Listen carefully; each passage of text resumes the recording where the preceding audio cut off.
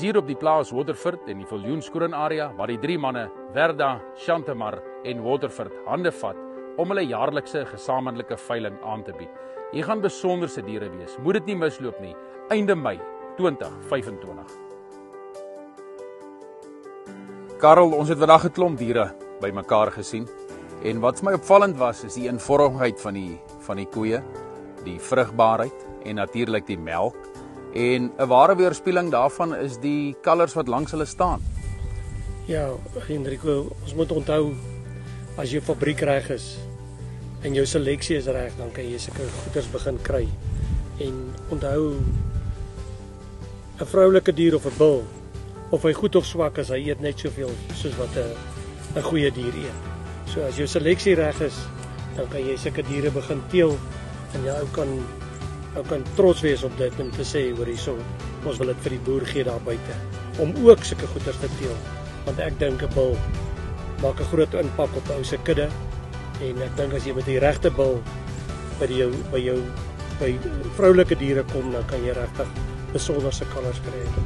So dit is belangrik om dan die kwaliteit te kry wat ons hier het. En ek is trots om te sê hierdie bulle is Waterford Draadmaster bulle.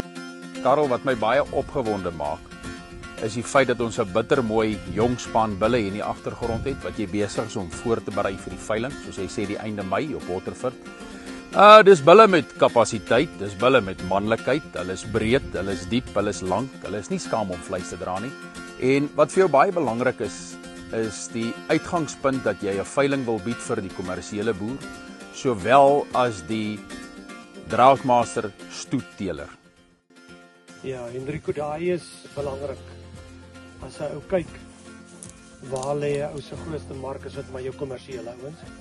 En 'n ou, die kommersiële ou soek 'n goeie bul vir 'n goeie prys wat sy sak pas. En ek dink ons kan dit vir hulle bied. Ek is opgewonde om te sê ons kan vir die kommersiële ou 'n proper Draadmaster bul gee. Wat is die beginsels agter jou, ek sal dit noem, ekstensiewe Draadmaster stoet? Wat is vir jou belangrik en waarop fokus julle?